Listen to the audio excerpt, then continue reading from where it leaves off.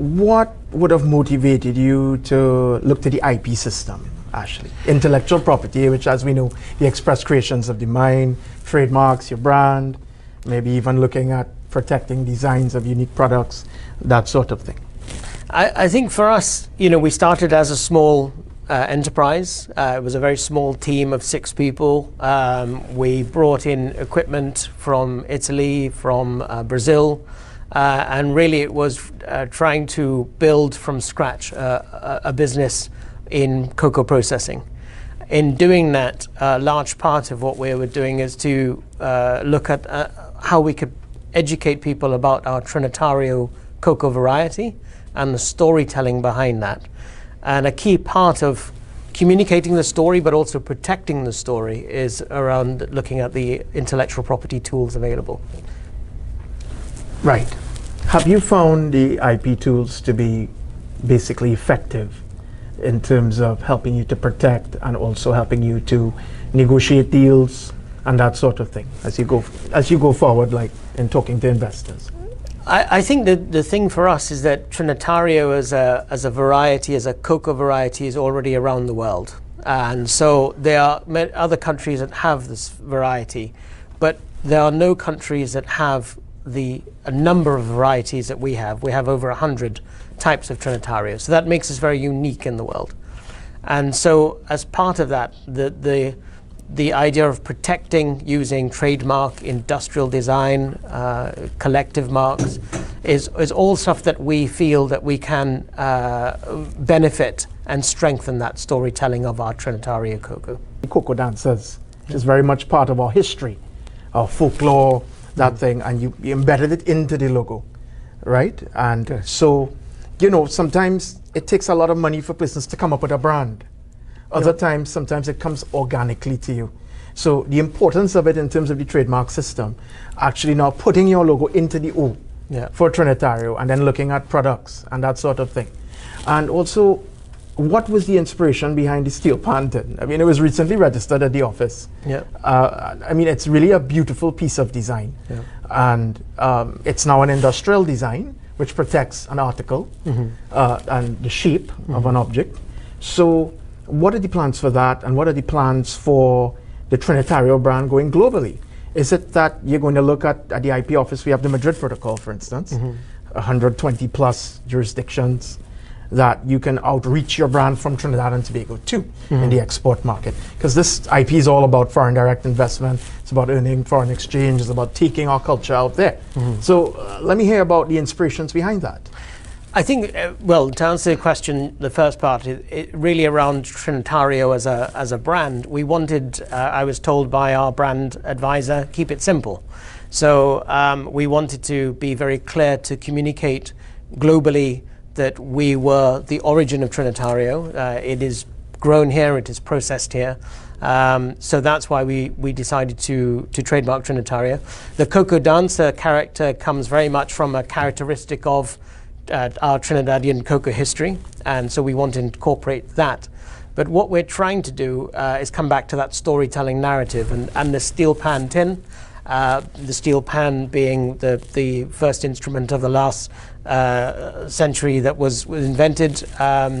It's something that is instinctively from the Caribbean region, but it is the origin of Trinidad. And so we fused those elements together. We launched the steel pan tin in 2017 in Selfridges in the United Kingdom. We had, it won an Academy of Chocolate Award for the design, which we were very proud of, but it's really part of that innovative storytelling that we fundamentally believe in. Because you have taken this thing from scratch with your brilliance and your ideas, intellectual property being the express creations of the mind, and has taken this forward, taken us through to the map. So I know you are at La Reunion Estate, and you also have the chocolate box at Hilton, another amazing, inspirational idea. So what are the plans for that? Will we see a chocolate museum, for instance, as one of your future plans coming out from there?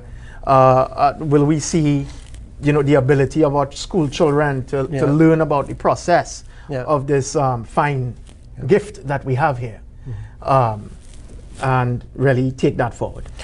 I think, looking at both Madrid and Hague. We work with, we're exploring markets in the US, in China, in Europe. So the Madrid protocol is a very key component to the protection of our brand in those key markets.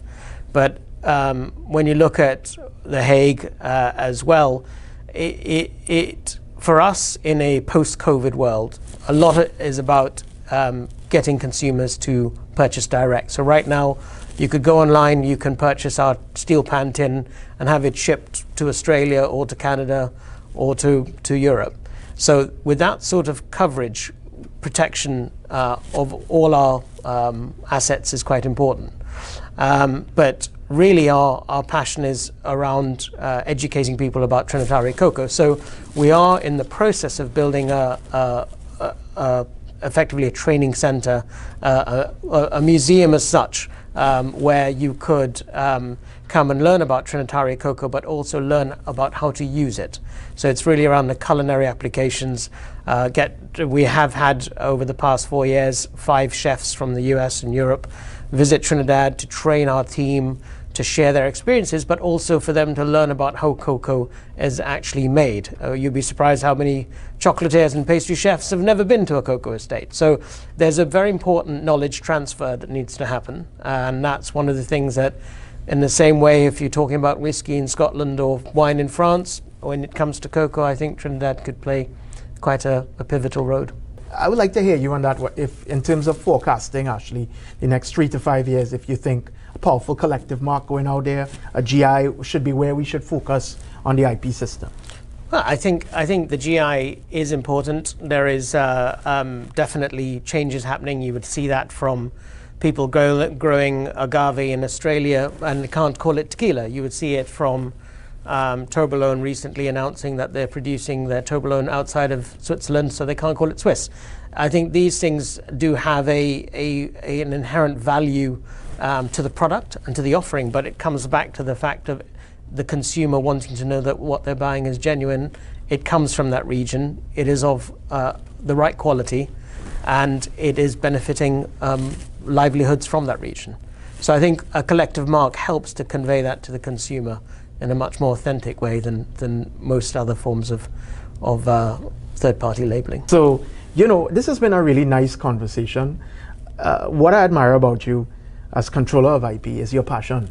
And if you don't have passion for these things, you're not gonna, you know, we're not gonna be able to make the difference that we have to make in Trinidad and Tobago to turn the page on new engines of excellence. You know, and the support you get from the government agencies is critical. Yeah. But we need to be moving with the times, hearing what you're saying in the private sector and all the other great movers and shakers, and then providing a service that is packaged to really meet your needs. You know, so the online services, the partnerships, even when you mentioned, as we end, the education, the National IP Training Center is meant for that. At this office, surrounded by all these books where researchers can research IP for their projects.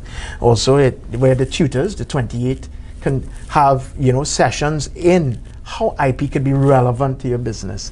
So it's not just about lecturing, it's about tailored sessions to really help our SMEs go forward. And the IP valuation project with the Inter-American Development Bank, with UE, is very critical for us to look at how intangible assets could be used in your business plan to gain finance for expansion. Walt Disney did it. Many others have done it. Why can't we do this in Trinidad and Tobago and the Caribbean region? So the conversations in IP have just begun. Thank you, my friend. My pleasure. Thank you. Yeah.